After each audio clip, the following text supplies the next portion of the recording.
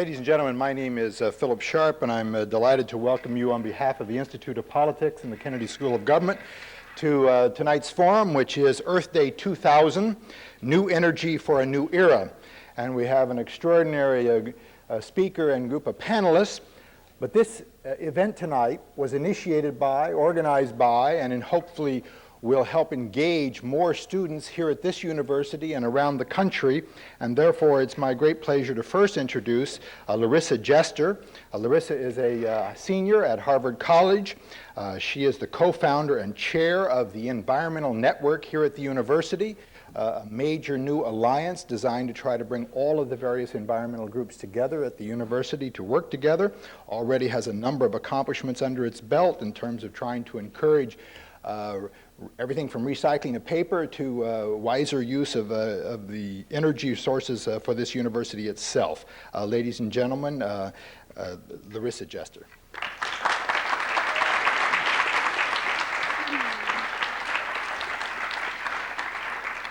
Thank you, Mr. Sharp. The trouble with being moderator is you never get your proper introduction, so I will do that really briefly. In addition to being a lecturer on public policy at the Kennedy School, Phil Sharp is also a 10-term congressman who has served as chair of the Energy and Power Subcommittee and also has played a prominent leadership role in Clean Air Act amendments and the Energy Policy Act of 1992. So, thank you.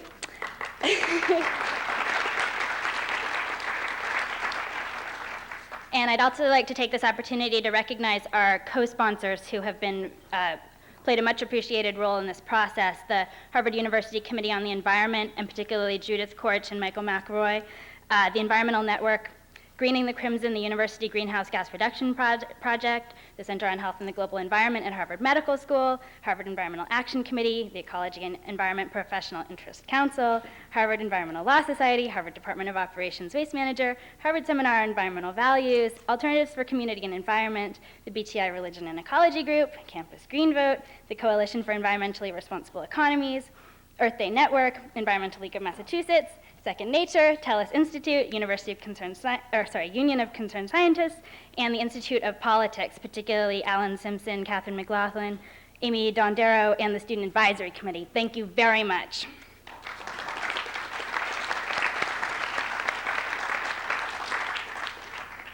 So the purpose of tonight's forum is that on Earth Day, April 22nd, 1999, the Environmental Network of Harvard students and its collaborators will be launching a year-long environmental campaign in collaboration with Harvard faculty, staff, and the broader community to make significant, measurable improvements in the university's environmental performance on campus before Earth Day 2000, thus Earth Day 2000 campaign.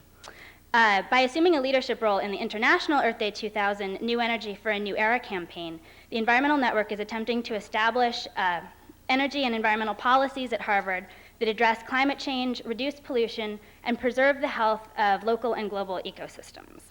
Ultimately, we hope that Harvard's leadership and innovation will serve as a prototype for other universities worldwide. And in that capacity, we seek to be architects of the future, to design a blueprint for a better energy and environmental future at the university, which we believe will stimulate innovation, create new business opportunities, improve community relations, raise public health standards, and save money and resources for the university.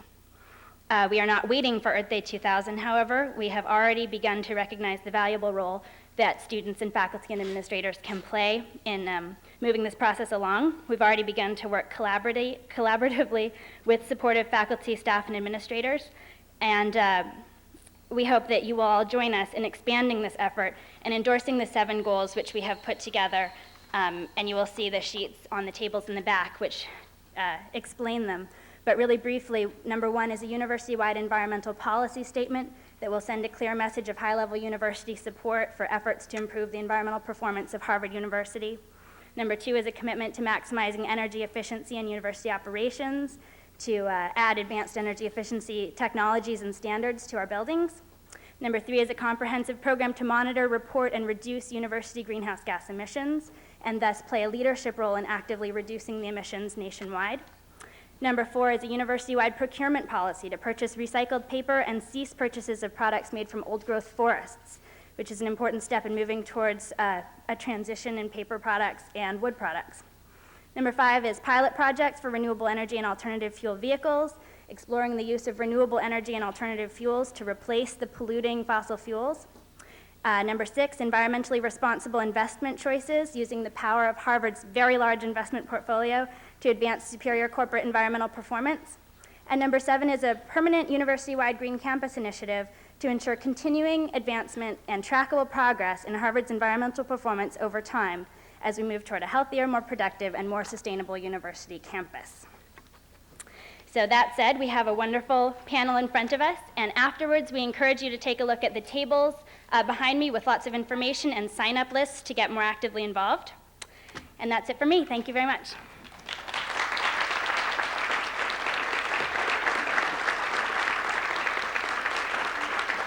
Thank you, Larissa. While many students have been involved, I want to particularly recognize and ask him to stand, the coordinator for the Earth Day 2000 Forum today, a student at the Divinity School, Christopher Fox.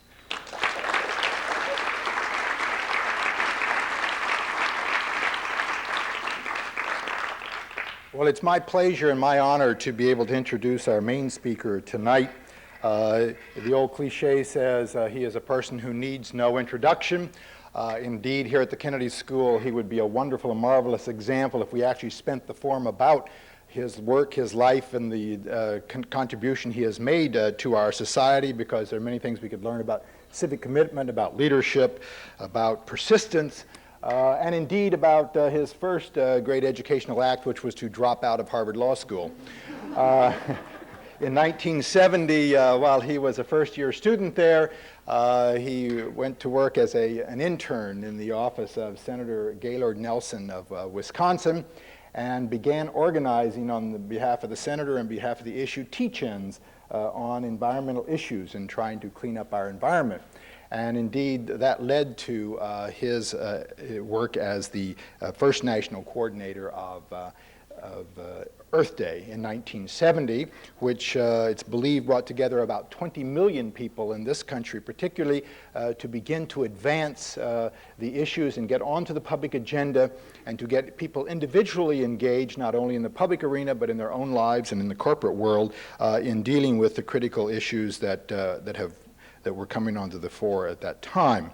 He later then became, in 1990, the international chairman of the International Earth Day, and it's believed that over 200 million people are involved, and now, of course, he is taking on the role for the year 2000, and indeed is the hope and the goal, I think, is to get over 500 million people involved around the world for next year. Well, he has many credentials that one could spend time on. He's been an adjunct professor of engineering. He's been a professor of natural resources. He was the youngest director of a national laboratory when President Carter appointed him head of the Solar Energy Research Institute. Not a position that was well received by the next administration, I might add, but nonetheless, which might imply the vigor with which he did this job. He also published a book called Rays of Hope that has been translated in many languages, and he's published over 100 articles. He's currently the CEO and president of the Bullitt Foundation, which makes contributions to environmental causes and projects in the Northwest of the United States. He's chairman of the National Energy Foundation, which seeks to advance renewable energy and energy efficiency. It's difficult not to carry on and do justice to him, but if we do that, and to our other panelists, by the way, when I get to introducing them, we simply won't have time for the topic at hand. In short, he's a hero of the environmental movement, and indeed, if you got Time magazine or you take Time magazine today, they give a section in this week's magazine to Earth issues, and one page of it is devoted to Dennis Hayes, who is seen as Mr. Earth Day. Ladies and gentlemen, Dennis Hayes.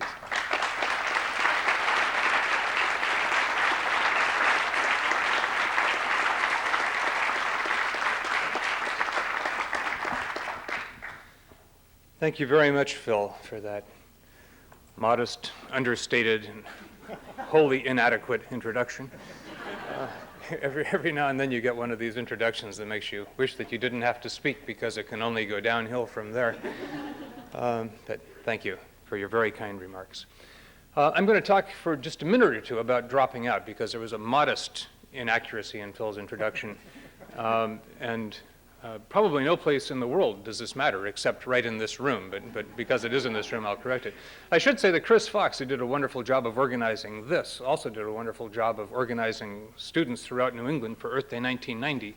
And toward that end, he too dropped out of Yale in order to do it. We are ruining a great many lives with Earth Day as it proceeds. My particular dropping out turns out to have been in a joint program in the law school and the Kennedy School, and I was actually a full-time student at the Kennedy School at the time I departed. This was the first class within the MPP program. They'd worked for 4 years, I believe it was, putting together the curricula. They had all of these superstars that were, we had 12 students and I think 8 faculty associated with this thing. When I departed and took 3 other students with me to do Earth Day, my name was associated with an epithet around the Kennedy School for 10 years. But it's back, and this is the first time I've had the guts to be back, I guess, in 30 years. But it is wonderful to be back and to walk around the streets of Cambridge on this incredibly beautiful spring day, and it caused me to reflect back upon those youthful days, as we all tend to do when we start doddering. Days when, well, John Holdren was with me at Stanford in the late 1960s, and I'm sure recalls when spring comes and you begin to peel off the winter clothes and you see the sap rising in the plants and you glance up at the birds' nests and they're starting to be filled with courting birds and then with birds' eggs, and all around the campus, young men and young women's attitudes, values, choices, thoughts all turn to the same thing, which in my day was seizing and occupying buildings. My senior year at Stanford, we seized and occupied the president's office. We seized and occupied the admissions office. We seized and occupied the computer center. We seized and occupied the Center for Advanced Study in the Behavioral Sciences. We seized and occupied the Applied Electronics Laboratory. We seized and occupied the undergraduate library. I went to my 25th class anniversary, and just on a whim, I walked around and asked maybe a dozen people, why did we seize the undergraduate library? And nobody had a clue. We were just sort of on a roll. In fact, the tone of that era can be pretty well summed up in an apocryphal story, but a nice one, about a guy who graduated, and in the modest way that people thought of things in those days, his aspiration was to make sure that he didn't do anything that would hurt the world very much, and thought about it a lot, and finally decided that he was going to become a mailman. And he went down, picked up the civil service form, started filling it out, had no problems at all with the first few questions, name, address, telephone number, social security. Where he got tripped up was with the question, do you favor the overthrow of the United States government by force, revolution, or violence? And a true child of the 60s, he assumed it was a multiple choice, and circled revolution.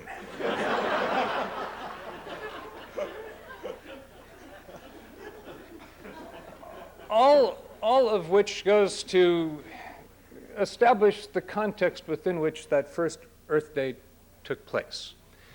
This was a very serious time, and it had its lighthearted moments, but a very serious time in American history as the civil rights movement was striving for justice across the land, and a set of battles that involved police dogs and fire hoses and young men watching their girlfriends being pounded into pulp as they lay quietly next to them in civil disobedience for as long as they could and then finally rebelled. A time when there was a war raging in Southeast Asia that had electrified much of the youth of the country, and in the end the youth rose up and pulled us out of that war.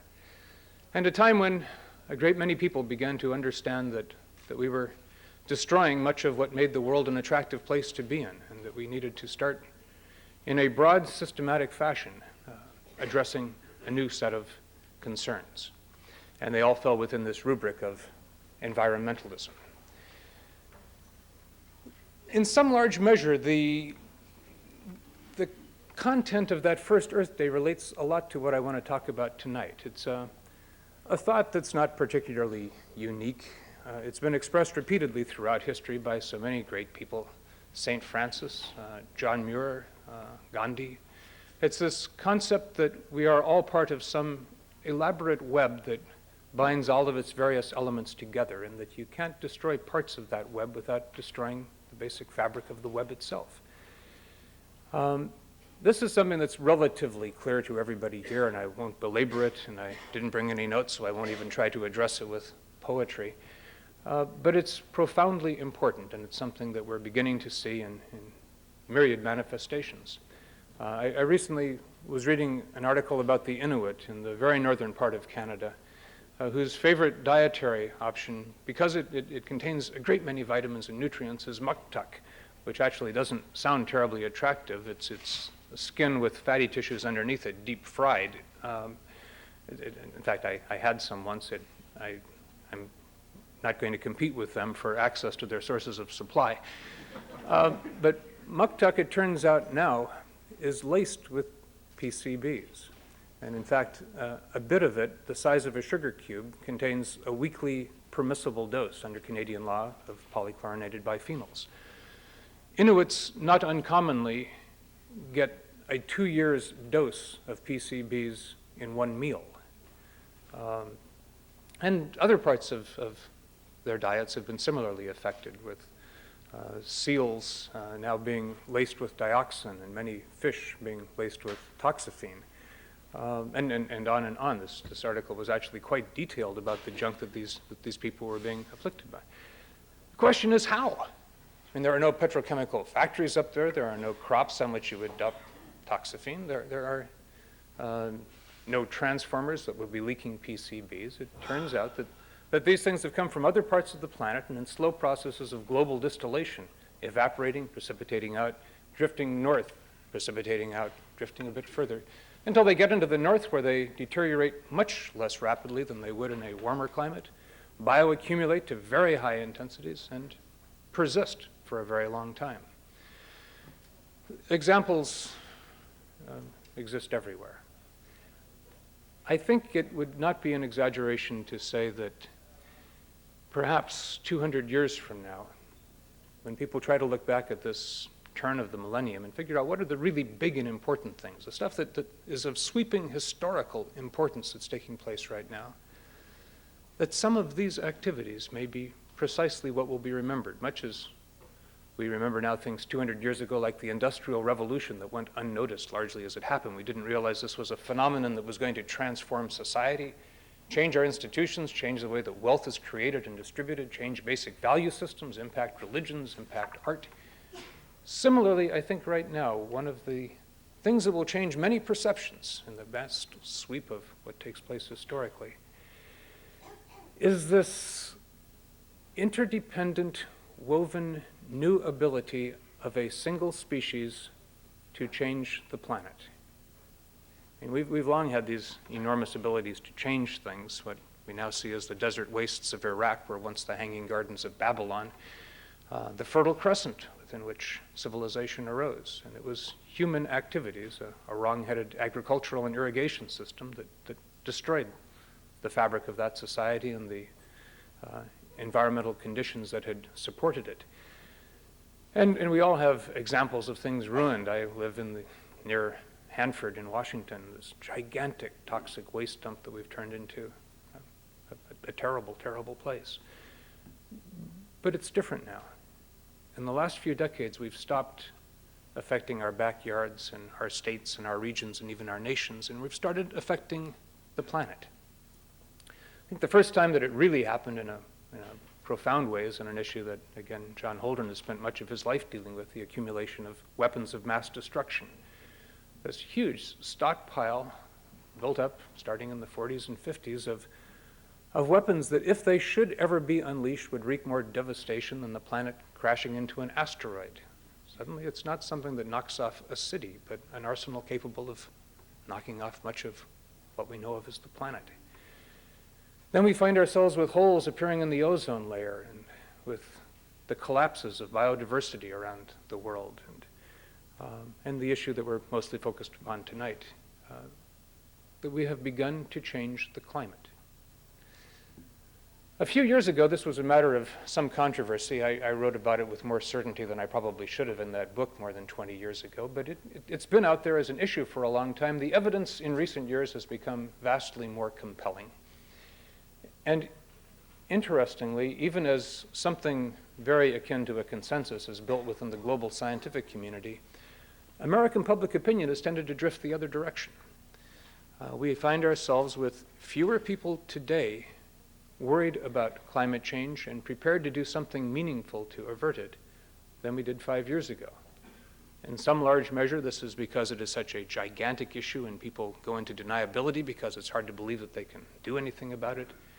In part, it's because of a massive disinformation campaign that has been orchestrated by the Western Fuels Association and the American Petroleum Institute and other entities that have a simple stake in trying to get people to oxidize more carbon every year into the future. That's what their institutions are for, is to find fossil fuels and sell them and get them. And nothing evil about it. That's what they're set up to do. And they have vast resources, and they have been remarkably successful.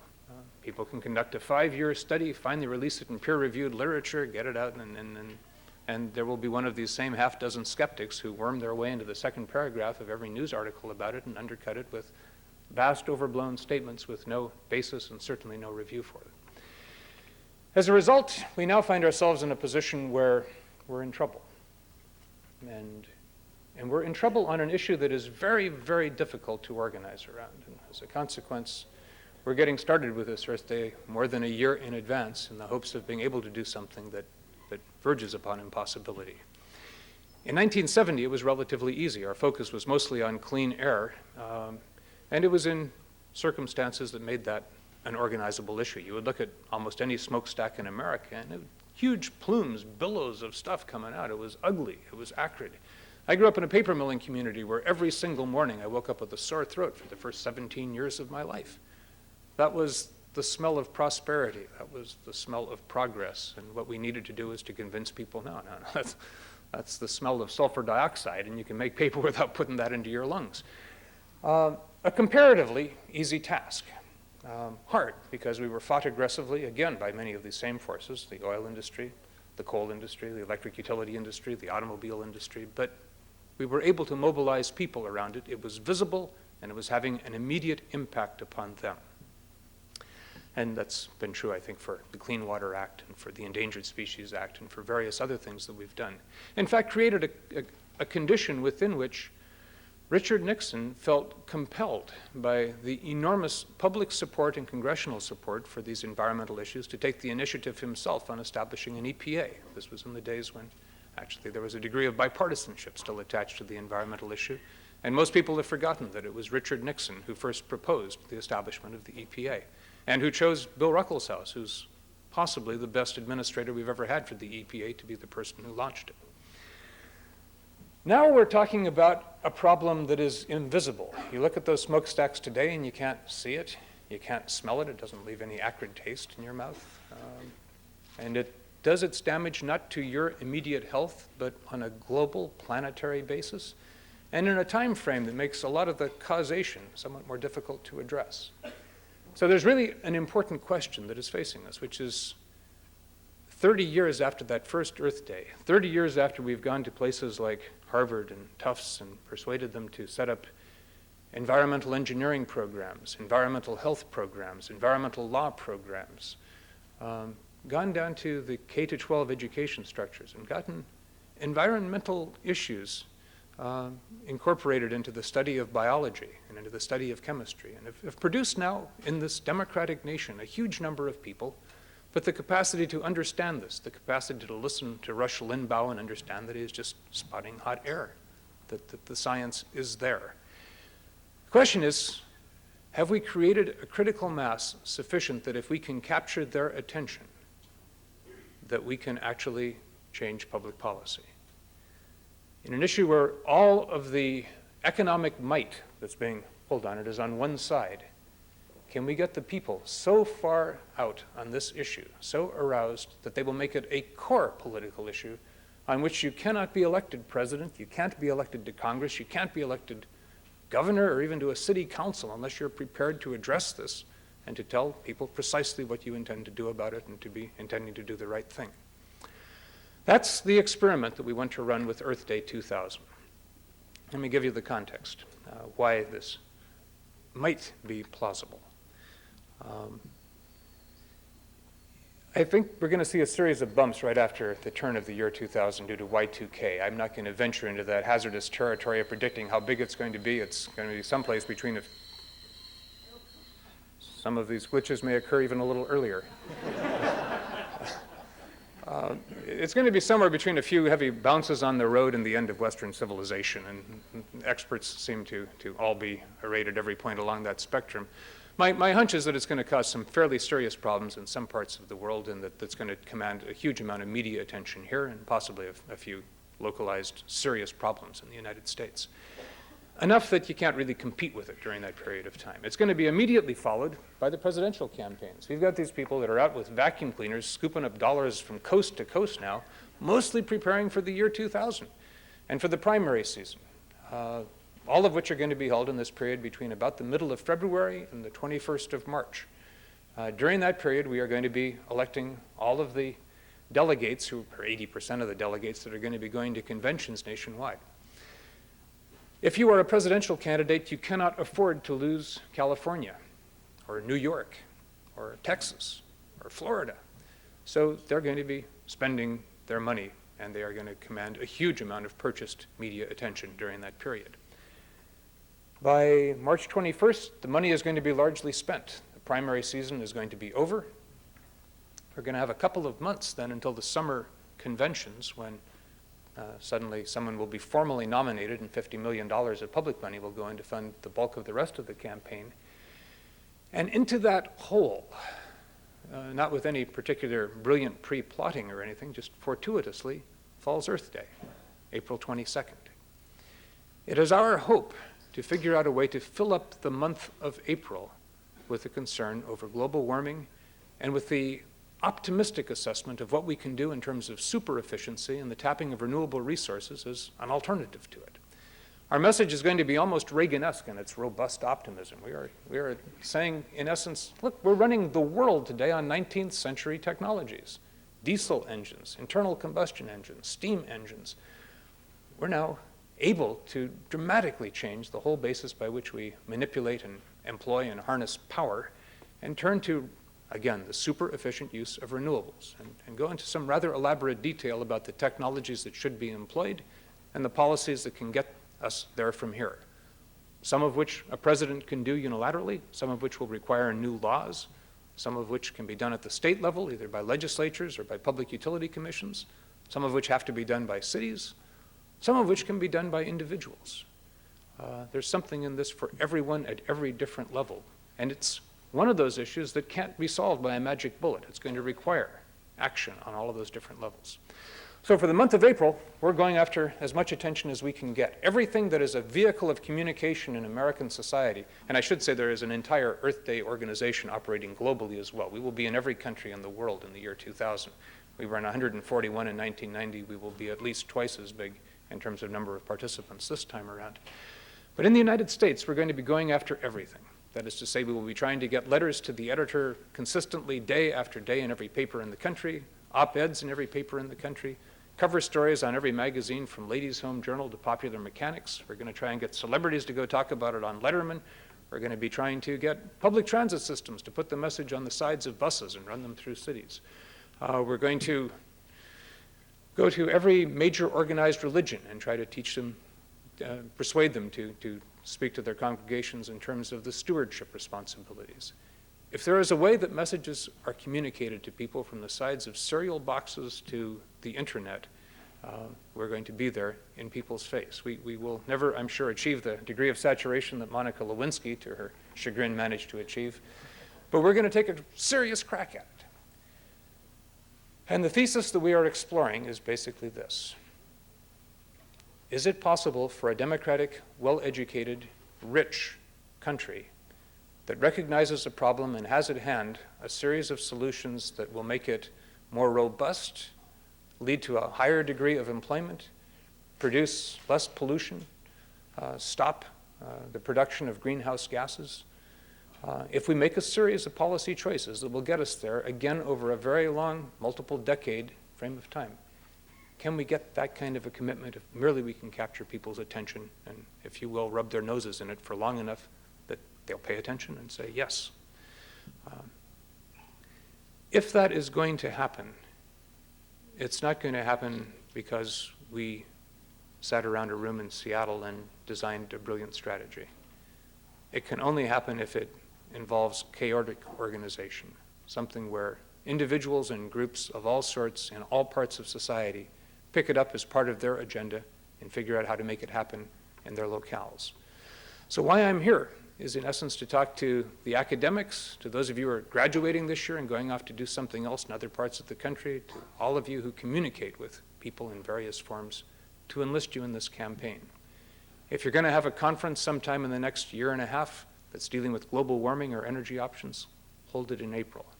If you're going to be releasing an article, do it in April.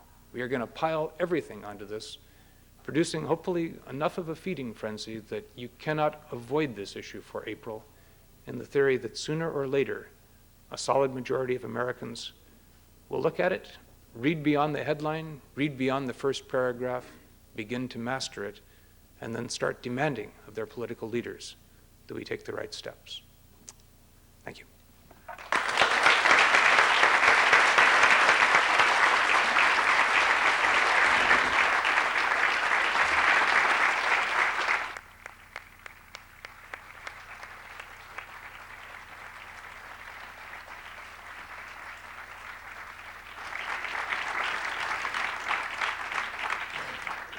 Certainly glad you dropped out.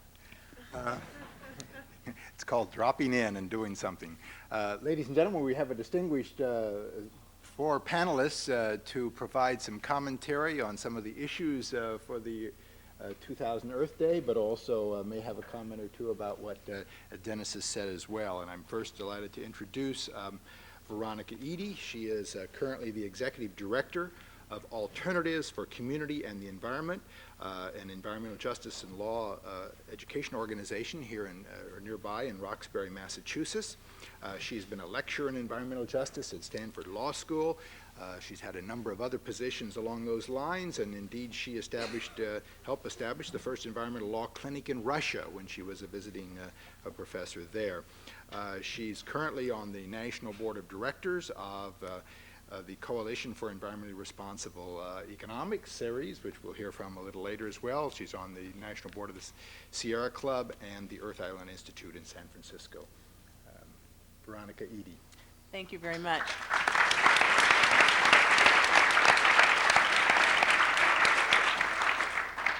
You know, it's funny, I moved to New England about a year ago, and since I've been here, I've been on more and more distinguished panels, and I'm not quite sure why.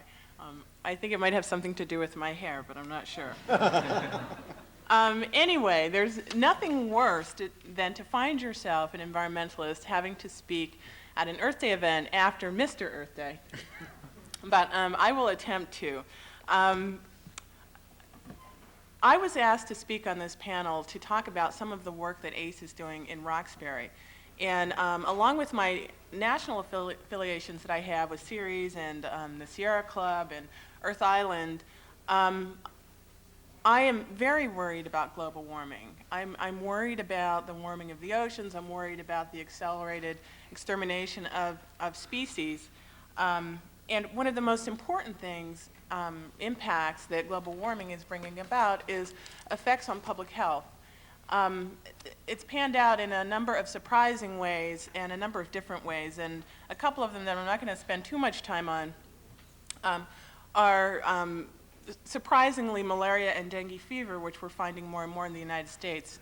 Fortunately, I'm not aware of any cases here in Boston, but one of the important changes that we're finding is increased asthma rates, and I think of increased asthma rates as something that is directly related to global warming. And it's interesting because, you know, in Roxbury, many of you may have heard, at least those of you from the area, that we have a 5 times, an asthma rate that's 5 times the state average asthma hospitalization rate. When I first got involved with the Sierra Club, I got involved with a program called Inner City Outings, which is a program that takes inner city kids out on outdoor adventures. And the adventure that I was involved with was river rafting, and I did that for several years. And when I was growing up as a kid, I didn't remember kids having so much asthma. And I can remember going out on ICO river trips, and we would have a medical box, and kids would have their different medications and things that they had that they would need during the course of the trip. And the box was full of inhalers. It was amazing. And it's something that is not just true in the Bay Area where I was involved in ICO. It's something that's not true just here in Roxbury. This is a snapshot of America and communities around the world. Several years ago, ACE initiated a program called the Roxbury Environmental Empowerment Project. And that's a project where we work with children in inner city schools.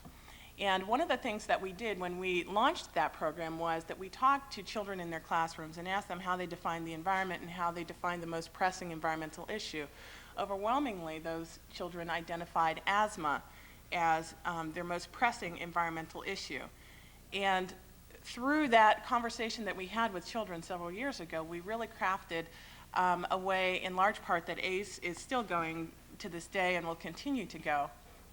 One of the things that the children worked on was diesel emissions. The streets of Roxbury, like any inner city, are choked with cars, choked with exhaust, choked with diesel buses, in some communities choked with commuter rail lines that are diesel locomotives and don't provide any service to the communities but pass through and spew their exhaust. Diesel is a trigger of asthma. So in a couple of ways, global warming on the ground and in the communities has led to community activism around respiratory disease. In addition to our increased asthma rate in Roxbury and having triggers such as diesel, and just to give you a little picture of what it's like in Roxbury where the ACE office is located, we have a major bus depot, Dudley Station, one of the most active in Boston. We have the Bartlett Bus Yard, which is one of the largest MBTA bus storage and maintenance facilities in Boston. We have bus and heavy equipment parking lots, commercial buses. You might see Paul Revere and all sorts of bus companies around. Well, those buses have to be parked somewhere and maintained somewhere. And in Roxbury, we have a very high concentration in a very small area, maybe a 1.5 mile radius. So we're working with the T right now to change over to alternative fuels, to explore alternative fuels that are going to improve the health of the communities that we serve, in particularly Roxbury and Dorchester. But in addition to talking with these service providers like the MBTA, there are other things to consider around global warming. One of those things is the increased temperatures. Increased higher temperatures, particularly in the summertime, lead to a greater concentration of ground level ozone, which of course exasperates, among other things, respiratory illness and respiratory disease. Indeed, one of our first interns at ACE, one of our first student interns, and I believe he was about 14 years old. I see Bill Shuck in here, one of our founders, so he might be able to correct me if I'm wrong, but one of our first interns died of asthma. Last summer we had an intern who was hospitalized for several days with severe asthma. Higher temperatures are definitely going to and continue and do already have an impact, particularly on young people and the elderly with respiratory illness. And of course I haven't even begun to talk about heat stroke and heart disease and all of the other ailments. So as we think globally about global warming and we worry about the temperatures and changes in weather and the extermination of species that is being caused by human action, some of the things that we need to think of on a community level is illness within our communities. We need to think about alternative fuels. We need to think about cleaning up our power plants so that communities like, and I say this because I come from California, the Hunters Point neighborhood of San Francisco that has several power plants run by Pacific Gas and Electric. We need to push for those things to be cleaned up. So in my community, and the words that I want to leave you with, my community of Roxbury, we may not have the science that we need to contribute profoundly to reversing and slowing global warming. We may not have the money, but what we have are our voices. And one of the things that I heard Dennis say that was very encouraging was that communities need to be involved. There's a role for everybody, whether it's marching from one community to another, as our REAP kids did, making a stand for curtailing diesel exhaust and idling, whether it's writing to your congressional representatives, whether it's meeting with the MBTA, there is a role for everybody. And so I'll close there, and I again want to thank Chris Fox and the organizers for having me up here, and I look forward to your questions. Thank you.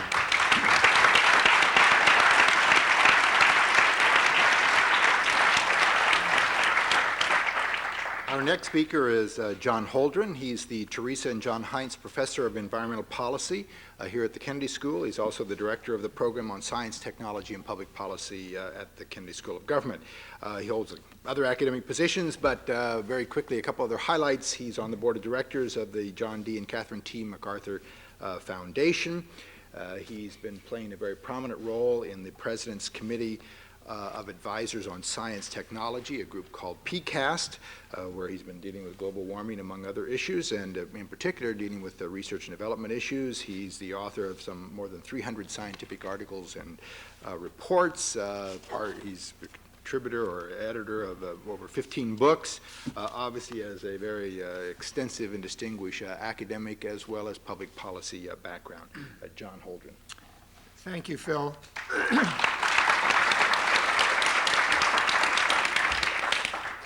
I'd like to talk a little bit about why it makes so much sense to put the energy issue at the center of Earth Day. The reason that makes so much sense is not just the energy-climate connection. It's really much broader than that. It is that environment is the very heart of the energy problem. If there's an energy problem at all, if there's some difficulty we face in contemplating the energy future, some lack as we ask, how are we going to meet the expanding energy needs of the planet? The thing that is most lacking is, in fact, the capacity to expand energy supply without doing intolerable damage to local, regional, and global environments. This is absolutely the essence of the energy problem. And similarly, energy is the heart of the environment problem. If you ask, among all the activities that humans undertake, energy supply, manufacturing, urbanization, agriculture, hunting and fishing, many, many others, and ask which activities are responsible for the largest share of the most intractable and threatening environmental problems, of the largest share of acute air pollution, the largest contributions to the most difficult forms of water pollution, the largest contributions to regional haze and acid deposition, never mind the largest contribution to human additions of climate-altering gases to the atmosphere. It comes out energy in almost every instance. Energy is the heart of the environment problem, just as environment is the heart of the energy problem. Some of the aspects in which this is true continue to be widely underrated. I'll mention one at the opposite end of the spectrum from climate change. The most serious air pollution problem in the world, unbeknownst to most people, is the indoor air in third world village environments, where mostly women and children who are heating water and cooking on crude stoves, burning traditional fuels, crop waste, dung, fuel wood, twigs, bit of coal, are being exposed to air pollutant concentrations 10 to 100 times those we tolerate in the world cities. If you look at the integrated human population exposure to particulate matter and hydrocarbons, it is 10 times higher in the world's village huts. The number of people times the concentrations of air pollution times the hours that people are exposed, 10 times higher in the world's village huts than in the world's cities. And it's an energy problem. That's an energy problem. At the absolute opposite end of the scale from messing with the dynamics that govern global climate and all that that entails. Energy is at the heart of this problem at every scale, from the indoor air in third world village huts to the dynamics of the atmosphere which forms the envelope within which all other environmental conditions and processes have to function to our benefit. Now, Dennis Hayes made the interesting observation that one of the reasons we are in this predicament is we are running the world, the energy world, with 19th century technology. And this is absolutely right. Why are we doing that? One of the reasons we're doing it is it has been so cheap to do so, and we have not internalized the environmental costs that are being created by doing this into the economic balance sheets of the consumers and the producers. When oil is cheaper than bottled water, people don't get terribly excited about trying to invent more advanced energy technologies. Congress doesn't get very excited. Corporations don't get very excited. We are underpricing the environment. As a result, we are underpricing energy. As a result, we are not taking the steps that we ought to be taking to develop an improved array of energy options which could alleviate this dilemma, this convergence at the intersection of energy and environment. A couple of years ago, I led a study for the President's Committee of Advisors on Science and Technology, taking a comprehensive look at the energy research and development strategy of the United States. And we found some quite remarkable things. We found that the United States government is spending on energy research and development less than 0.25% of the amount of money that the citizens of this country spend on energy. That makes energy the least R&D intensive high-tech enterprise on the planet. If you add in what the private sector spends and what the private sector and the public sector spends together, still comes out less than 1% of what we spend on energy. In the pharmaceuticals industry, they spend 10% on research. In the software industry, they spend 15% on research. In the average of all manufacturing in the United States, we spend 3% on research. In energy, less than 1%. Another comparison. We spend 1/30th as much money on energy research and development in the United States government as we spend on weapons research and development. 1/30th as much. Now ask yourself, is the security of the United States more likely to be imperiled in the next century from inadequacies in the weapons we can deploy, or from inadequacies in the energy technologies we can deploy, which lead to the massive frustration of material wants and massive deprivation from environmental disasters of a variety of kinds? The answer is plain.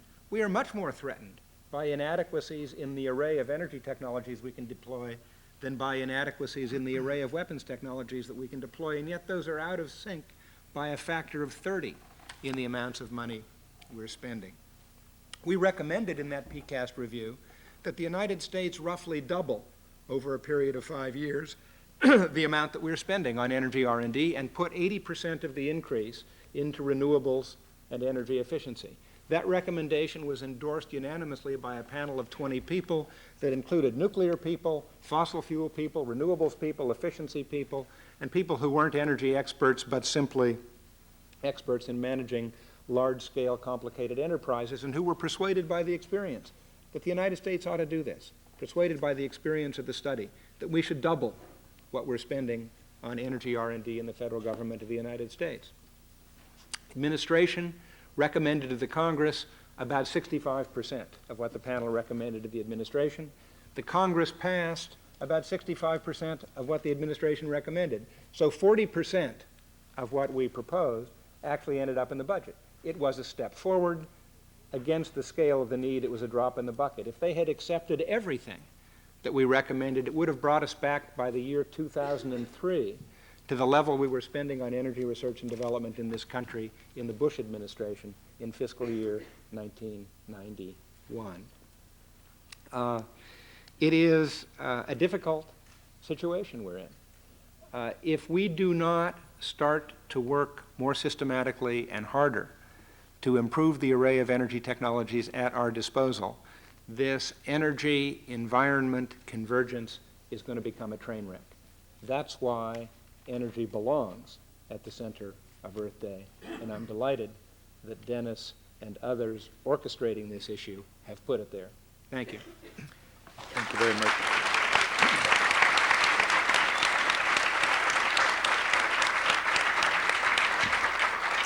Our next speaker is Robert Massey. He is the Executive Director of the Coalition for Environmentally Responsible Economics, or CERES, which a group that sets forth a set of principles that it encourages corporations and others to adopt as a code of conduct. He's been working on issues of corporate governance and responsibility for over 2 decades. He's an ordained Episcopal minister. He has taken a quite common career or educational path with a divinity degree from Yale University and a degree from Harvard Business School.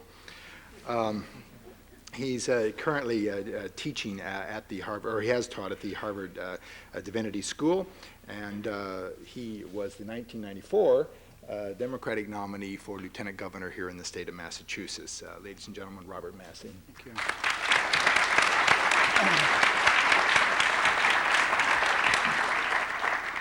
We've been talking for the last hour or so about one tremendously important realm of social influence, which is the political realm, and one, as Phil mentioned, that I have that I care about. And yet I want to focus my brief remarks on a different point of leverage, which I think is also very important as we move forward to Earth Day 2000, and that is the tremendous power, both nationally and internationally, of the capital markets. I think everyone understands that moving forward on many of the energy questions, energy efficiency, and transformational questions that we have raised already is going to depend on business taking a strong step forward. It's one of the things that CERES does, which I'll mention in a minute. But business itself takes its cues from other social forces, such as consumers and investors. And so if you're asking how can you move these huge big companies to do things that they might otherwise not be doing, or to internalize prices, as John talked about, you need to create influences through the capital and product markets that otherwise might not be there. Now let me tell you briefly what CERES is. It's a coalition of large environmental organizations and large institutional investors, including, for example, one of our partners is the Interfaith Center on Corporate Responsibility, which has 275 Protestant denominations and Catholic orders, which and their endowments and pension systems. And CERES was created 10 years ago. We just celebrated our 10th anniversary at almost exactly the same time as the Exxon Valdez accident. And it was created because the investors, many of whom had come out of the South African divestment movement, were looking for a new way to apply their leverage to an important issue, and the environmental community was finding that it was extremely difficult to make headway in the regulatory field and in the legislature, various legislatures at the time, and they were looking for a new point of leverage. So this coalition came together and formed a set of principles, which were originally known as the Valdez Principles, and then began asking companies to endorse these. Now that in itself is not all that important. There are many, many different codes of conduct which people come up with in an effort to try to define what the values and behaviors of organizations should be. What made CERES different was that we asked companies not just to commit, but actually to measure their performance and to disclose their performance. And one of the original goals of CERES was to move environmental reporting and auditing to a stage where there were common principles or generally accepted principles like financial principles, which would allow outsiders to gauge whether companies were really making progress on a whole host of environmental questions. Now, I'll stop there on the history. I will say that if you want to know more, you should look up our website, which is www.ceres.org, because there's a lot of stuff there if you want to pursue who's on our coalition and so forth. In the last 10 years, we've persuaded quite a large number of companies to endorse the CERES principles, and some of them are now filling out reports. Most of them are filling out reports, and some of them have been doing it now for a number of years. And so I want to now link this back to Earth Day to give you a couple of ideas of what's going on right this minute, and then a few things that you might consider doing if you are interested in supporting this particular point of leverage through the investors. First of all, this idea that you can't really ask a company to respond to improve its environmental performance unless you have a sense of what it's actually doing. There has been a widespread recognition that we need better indicators. And in fact, I think from 10 years ago, when most companies, in fact, virtually all companies refused to put out any kind of environmental report. Some of them never thought of it, some have just refused to do it.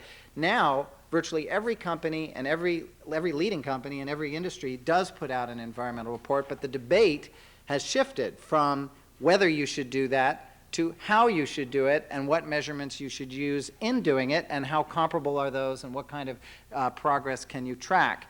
Now, this has become such a popular idea that it's created a problem of its own, which is as more and more people have gotten this idea that in the information age, information can drive improvement, can drive accountability, can drive transparency, they've been coming up with all kinds of different suggestions about how to do that. And so one of the things that Ceres has started in the last year or two and has been tremendously successful and that we're going to keep working on is something called the Global Reporting Initiative. Basically, we went out and we asked virtually every other group that we could find that was interested in environmental reporting by companies to try to come together to work on a common standard, a harmonized standard for disclosure. And this has erupted into a major international project, which again you can read more about or talk to me about at the reception. But the important piece of this is that now we are genuinely creating the structure for generally accepted disclosure principles, and that one of those principles, one of the pieces of this is going to be greenhouse gas emissions.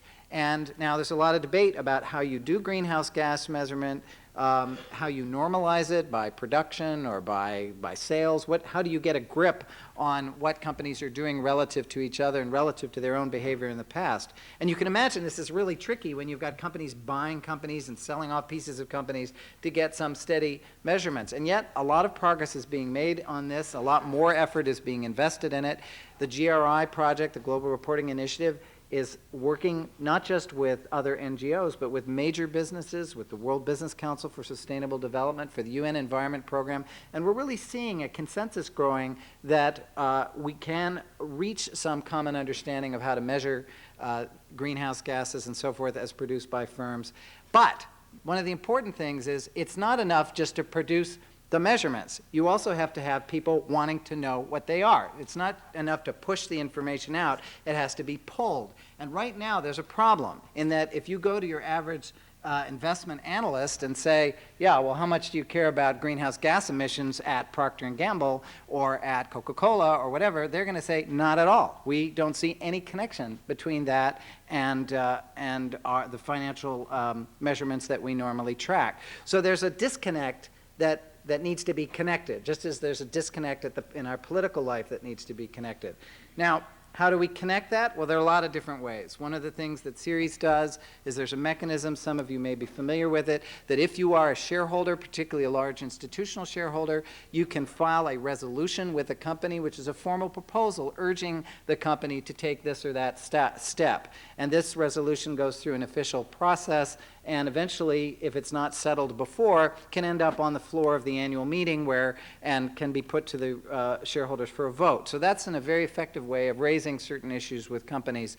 Many companies now are actually starting to work on this problem. I don't want to present this as just a completely, whether just only barriers, but there still needs to be more influence, more stimulation from the investing community, from the public, that they want to see this happen. Another thing that we're going to be doing specifically around Earth Day, and I should mention that Ceres has been tremendously blessed to have had Dennis Hayes as our co-chair for the last 10 years, and he just now, in order to be freed up for his Earth Day responsibilities, has moved to honorary chair.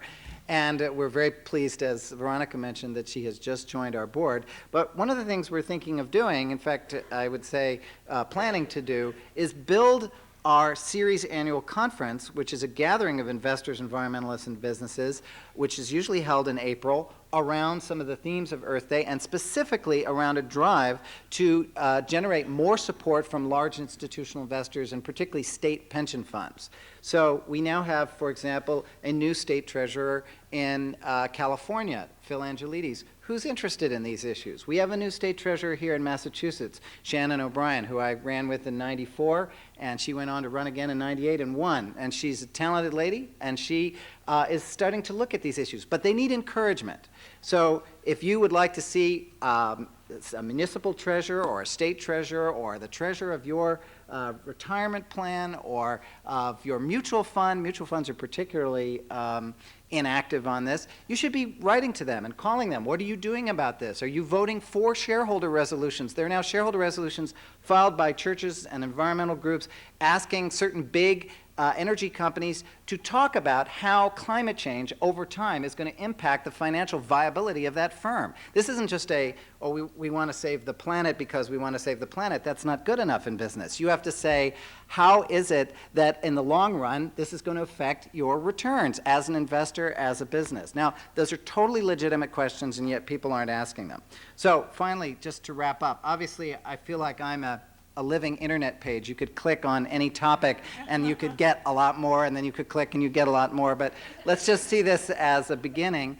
The important thing is that there are tremendous techniques that are available here, and they're not just available through coalitions like Ceres. You can look at your own investments. If you're lucky enough to have any, if you've started a retirement plan, you should call. It will completely freak people out, I promise you. And it'll be that premise that if one person calls, it must be that 30,000 are interested. So go ahead, call whoever you can in your retirement plan. What are you doing? How are you voting your shares? How have you structured your portfolio? This is a great question. They won't know how to answer, so it's a secret question. How have you structured your portfolio in order to anticipate the problems that are likely to arise from climate change? Since they won't know what those are, they will have to go and find out and get back to you. Harvard University has a shareholder advisory committee. It has been looking at environmental questions. They should be encouraged in their work. Harvard has a large investment endowment, as you know. That same question should be applied to Harvard's endowment. It's a perfectly legitimate question. What is likely to happen over the long term with your portfolio structure, given the fact that the seas may rise 10 feet? I would not have a lot of holdings in Florida if that were true. And finally, I'll just say that Ceres could use your support in our efforts to reach out to additional large institutional investors and in the support of the GRI. There are lots of ways in which you could be specifically helpful. We're a very open and inclusive organization, and we'll find a way to help you connect to the other Earth Day themes that you've heard about. So thank you very much.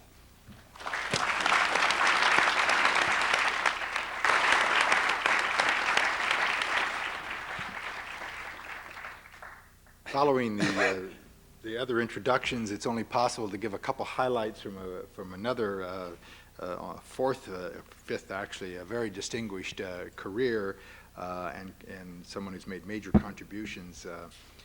He's Mr. Michael Mcelroy. He's the Gilbert Butler Professor of Environmental Studies here at Harvard.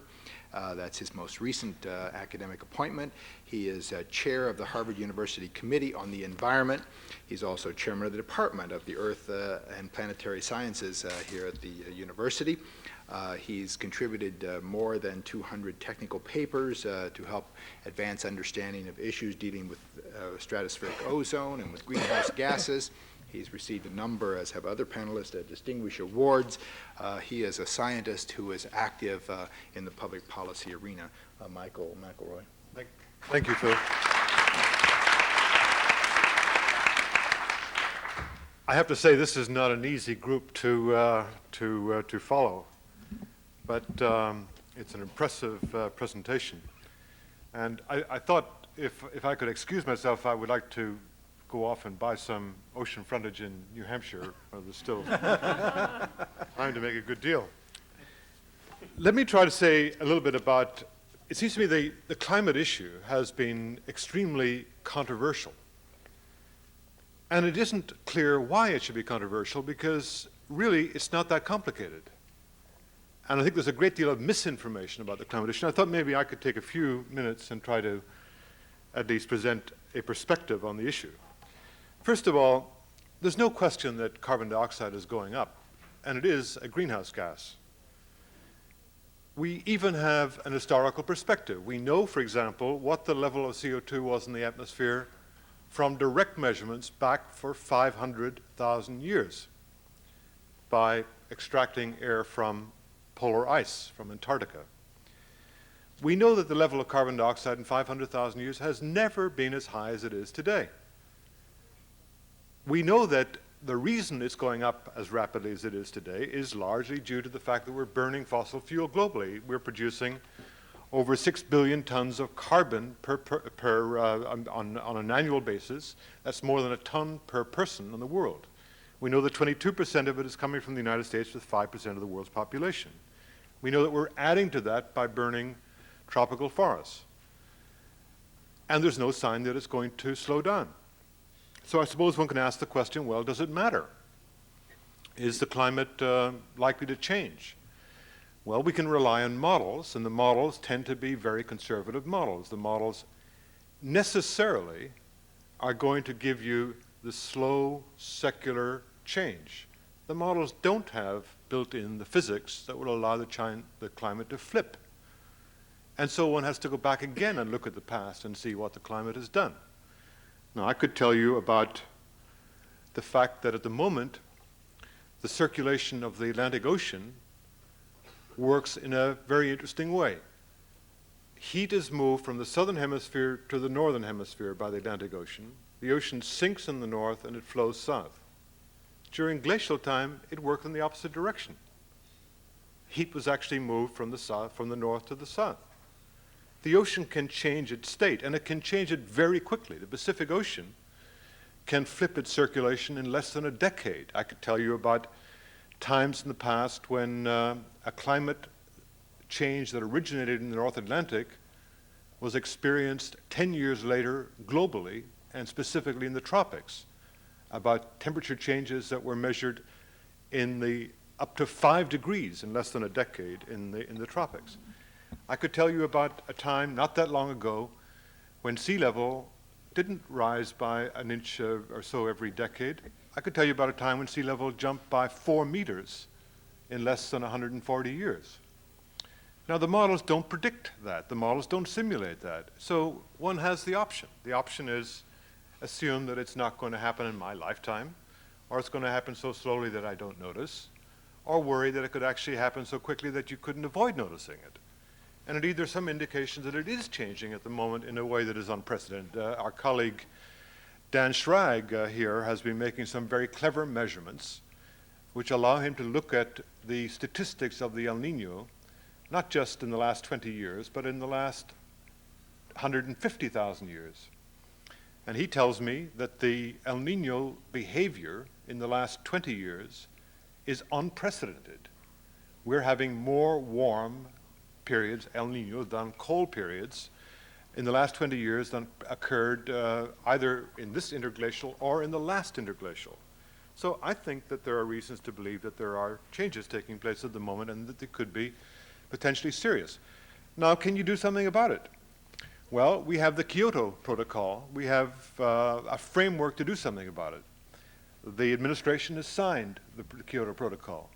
The United States is committed, at least the administration is committed, to reduce greenhouse gas emissions by 7% by 2008 relative to 1990.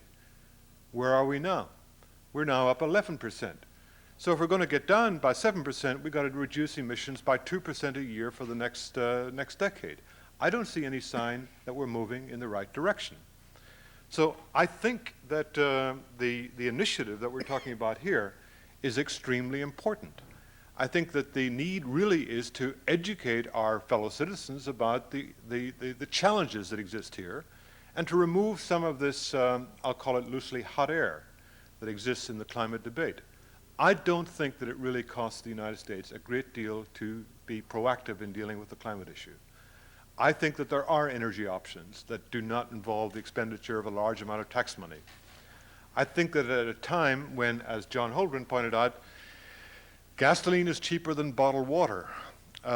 If a politician were to propose to increase taxes on gasoline by 60 cents, raising $60 billion, that would not be a very popular thing to do. But do people really appreciate that, in fact, we spend the equivalent of 60 cents a gallon in buying auto insurance? How about the Tobias proposal of a few years ago that you buy your auto insurance when you buy your gasoline. I think that would be a good way of internalizing the costs of having people really begin to think about what's going on. Do we have to have these SUVs, these large vehicles? Are we really setting the example for the world? How can we expect countries like China or India to tighten their belts and reduce their emissions when their emissions on a per capita basis are 10 times less than ours? How about showing some example? And I think that there are opportunities here for the U.S. economy and the U.S. taxpayer to benefit in the process. After all, what is leadership? What does it mean to be a superpower? Doesn't it mean to have some responsibility to show the way? I think that this is a first-rate initiative, and I commend Dennis for defining how we might go about it, and the previous speakers for enunciating an interesting way in which we might be active. I look forward to your questions. Thank you.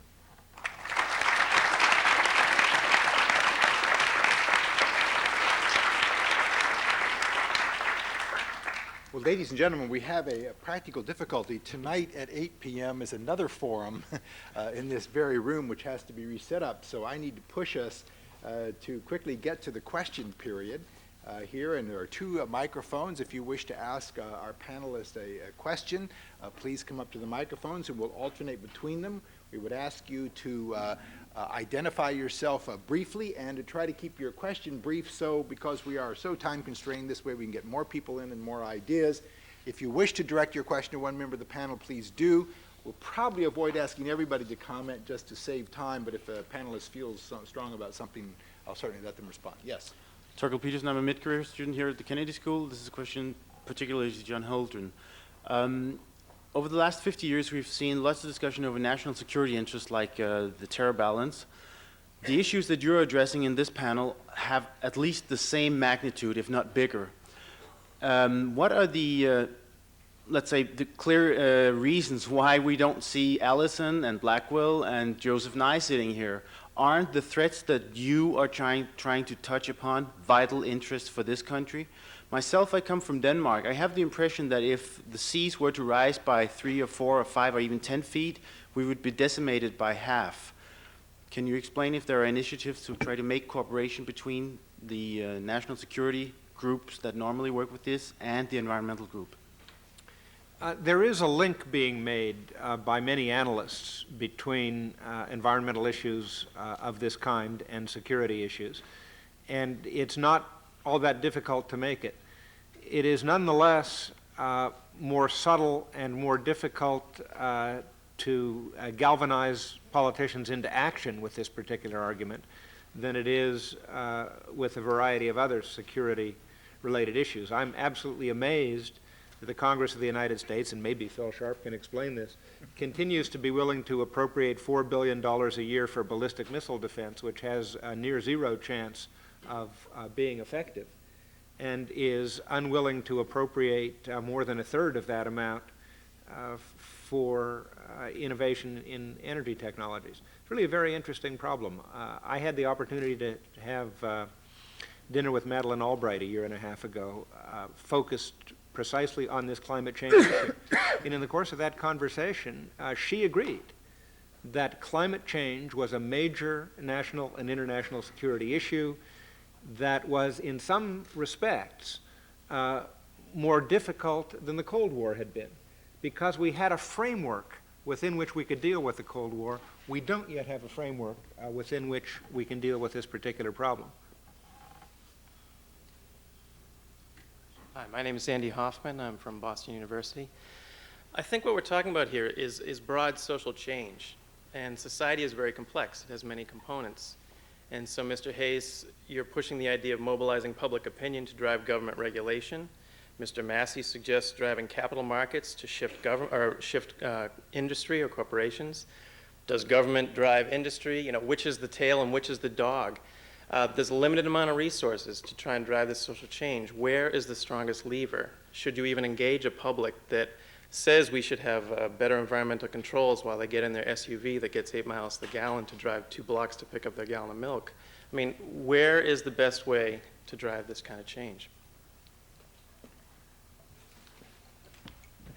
Thank you for giving me the easy one, Phil. It's your whole life. I can only respond with a prejudice. I think that when you find yourself in the kind of position that we're in today, there is no hope but to mobilize people. And the question, should we waste our time trying to get people who jump in our recreation vehicles to go down and get some milk? Yeah, of course we do. There are some people who are not mobilizable. You don't need to get everybody. It's a democracy. You need to get enough of them that care passionately about this to make it a compelling issue. And you can mobilize them to move capital markets. You can mobilize them to buy different kinds of products. You can mobilize them to change public policy. I would, with regard to the question of a gasoline tax and how popular that would be, obviously, a 4-cent a gallon gasoline tax is considered to be the third rail of American politics. I mean, 4 cents, which wouldn't even be noticed in the noise of fluctuations up and down that occur episodically. I have a hunch that on this one, with a bit of courageous leadership, but who in the world is going to take that leadership, that it would, the gasoline taxes might well be like potatoes in famine. They behave counterintuitively. Everybody has less money and they buy more potatoes. Gasoline taxes, I think if you had a higher tax, it would be more popular. A 4-cent tax basically is a revenue source, and they assume the revenue is going to be squandered away on some kind of governmental thing. And like, if you give a 60-cent tax, a $1 tax, then you're talking about $100 billion bucks. And suddenly it does two things. One, you can do a lot of interesting things with $100 billion bucks to make it popular. And second, you are communicating to people that we're serious about this, that this is an issue that counts. And finally, you can communicate to people that even at that, it's only 30% of what Europe taxes in terms of its gasoline. This is not the end of Western civilization, though it may be the end of the Ford excursion.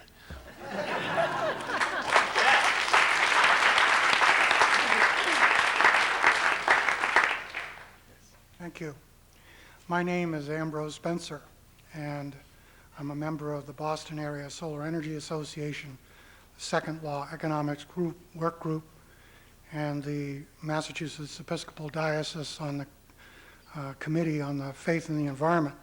And I'd like to direct my question to Robert Massey. There are some of the people that I talk with who feel that the best way to engage the public on this subject is by way of a debate, a national debate over external costs, hidden costs, shadow costs, monetization, valuation, call it what you want. We need to clarify for the public whether we're talking about the harm and hazard that's done, whether we're talking about the cost of the alternatives, or whether we're talking about the cost of cleanup. Because all three of those different things are being used when people discuss and write about external costs. In this country, we don't even have a national life cycle assessment information infrastructure as a foundation and basis for the generation of the external costs of the decisions that we make in the marketplace. Why does Holland and Switzerland and Britain have that? And other countries, why is it that Norway already has a $50 a ton tax? It's because these people have done their homework. The contract with America, some people say on America, demanded a cost-benefit study before changes were recommended and approved involving additional burdens. Without this life cycle information infrastructure to undergird the debate on externalities, it will be difficult, if not impossible, to engage the public in the United States in a meaningful dialogue. You will find, and then I will ask my question, you will find... Good statement, but we need a question. You will find that the numbers that will come from industry will be low as external cost, and the numbers from environmentalists will be high. And that will be the framework of the debate. I'd like to ask you, Mr. and Reverend Massey, what is the best way to proceed towards engaging the public through external costs? And if you believe that that is not the best way to engage the public on the subject of global warming, please tell us how it should be done. Well,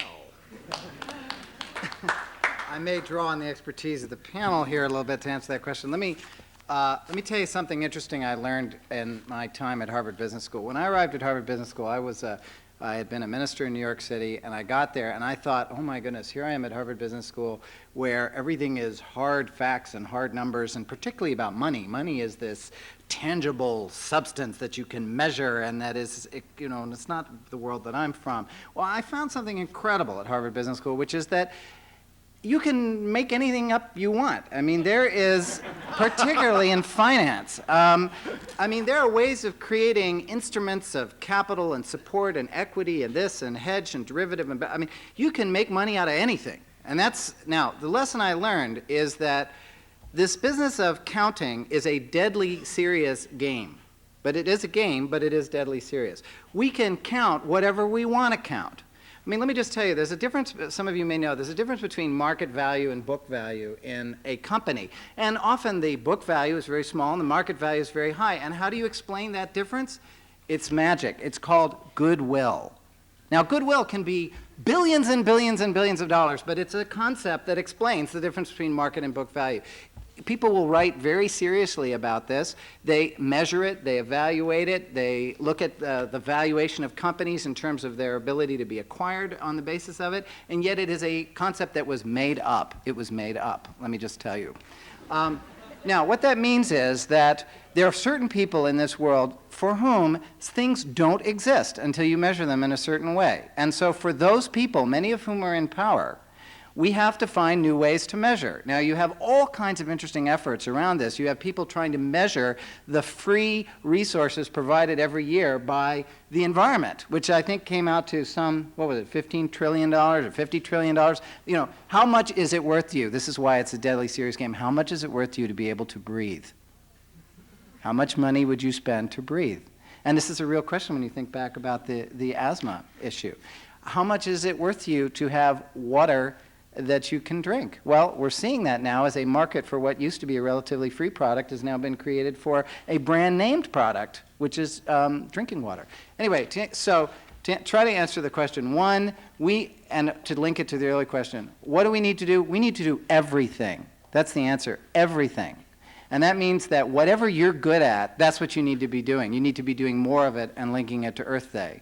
The second thing is, we need to push this measurement process forward to persuade the people who are only going to believe it when it can be measured. And fortunately, that is taking place through all kinds of indicator projects, Global Reporting Initiative, you name it, attempts to internalize what were formerly externalities. But finally, and this is where I thought the question was going, there's also a spiritual dimension to this. And since you mentioned my own religious affiliation, we need to be thinking about this not just as people who can count things, but people who are only alive for 20, 30,000 days and who don't have very much time here and want to leave something and only can do this if we learn how to work together. I think actually if you look at the churches and other religious organizations, they have started to do some things. There are actually some leaders here in that area. They could be doing a lot more.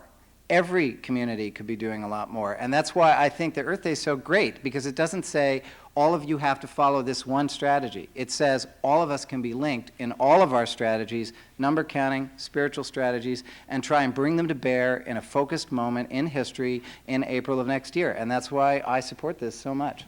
Thank you.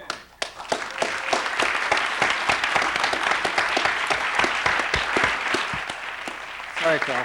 We're going to be able to take just one last question. I'll return to this mic only because she's been waiting faithfully in line here to do so. Yes.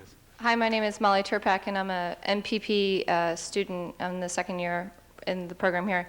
And my question is for any of the panelists, although it would seem to be a little bit of a plant for my advisor, John Holdren.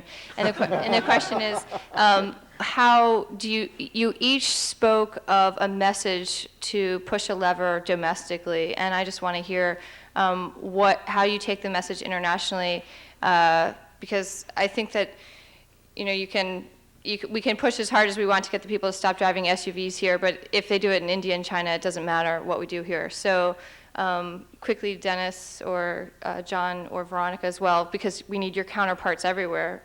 So thank you very much. Molly's been trying to get into my office hours for weeks, and she got her question in this way. I think the short answer is that the problems are global, The levers are global, the opportunities are global.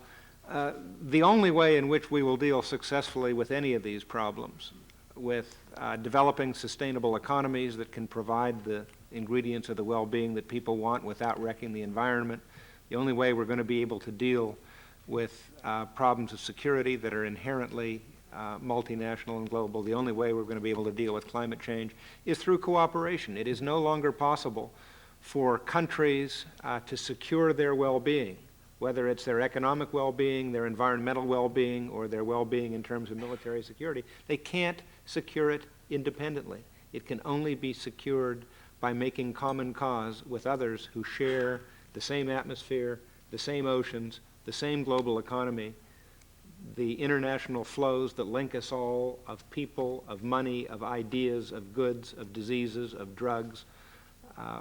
We're all connected. We've got to solve the problems in that way.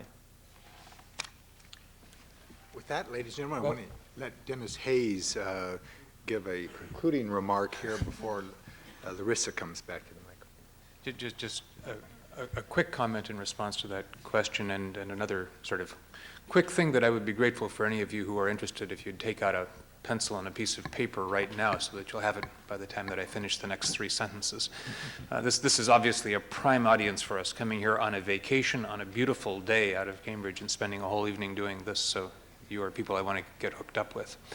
With regard to how we in the Earth Day organization will relate to people internationally, this is a very complicated issue because much of the world believes that the United States, by far the largest emitter of greenhouse gases, is trying to simply fop this problem off on the rest of the world and refusing to act until we get people who do much less now.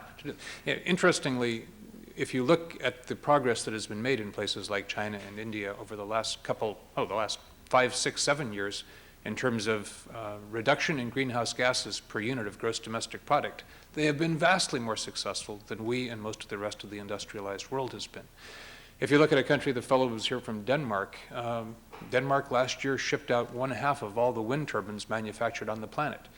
For a group based in Seattle, Washington, to go to Denmark and say, this is what you ought to do on energy and climate change, might strike some Danes as just a little bit arrogant. And so we're not going to. We are focusing upon this issue domestically, and we are raising it as something that we hope people are going to be looking at internationally.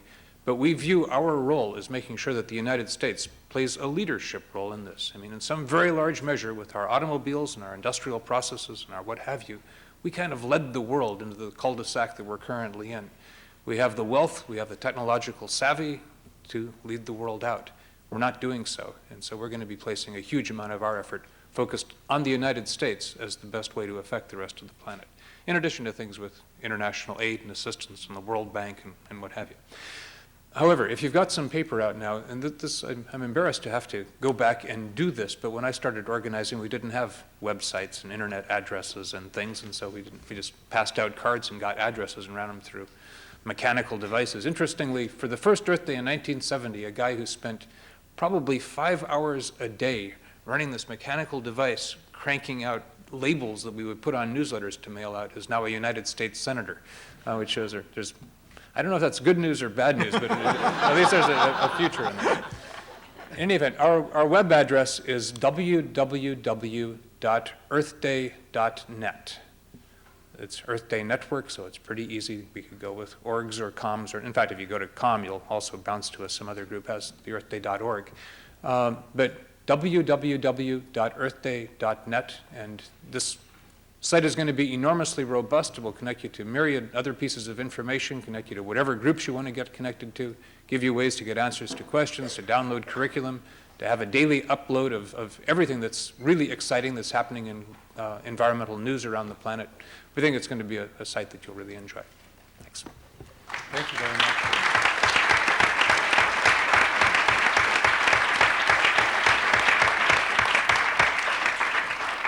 This forum is obviously about connecting ideas and values to action, and so it's appropriate that we return to Larissa Jester with a couple more comments on how you might be involved here at the university. Thanks. I just need to take this opportunity to thank so much our fabulous panelists.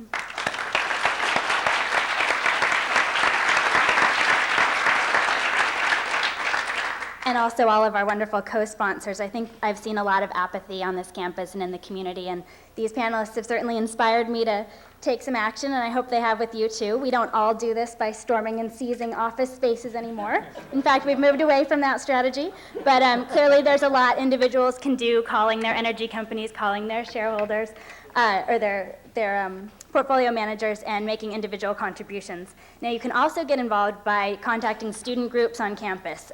Besides myself, we have a wonderful group of enthusiastic leaders who I will have stand up, please, briefly to get some acknowledgement. Brent Plater from the Ecology and Environment Professional Interest Council.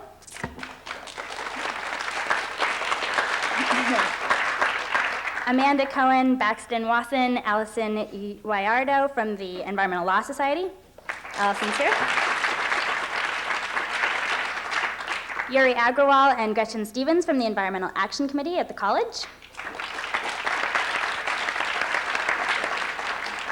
Scott Hess from the new Graduate School of Arts and Sciences Environmental Coalition.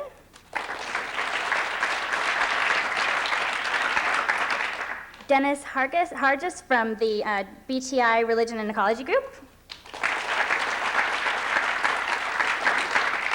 Todd Perara, the environmental chaplain.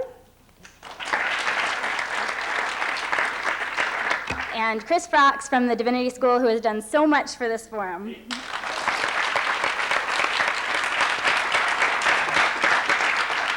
On behalf of the Environmental Network at Harvard, we would like to present to Dennis Hayes this statement that we proudly endorse the Earth Day Clean Energy Agenda, and we'll have a signed copy sent to Seattle.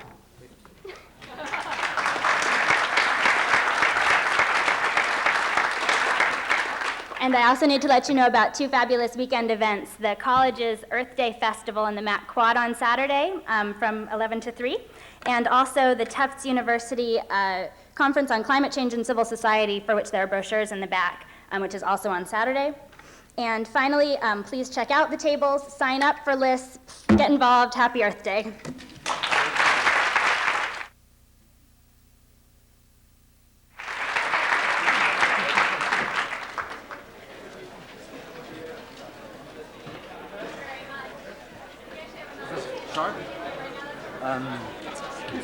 Couldn't get out of my seat. If you have time, I have not used that as my contact with the environment.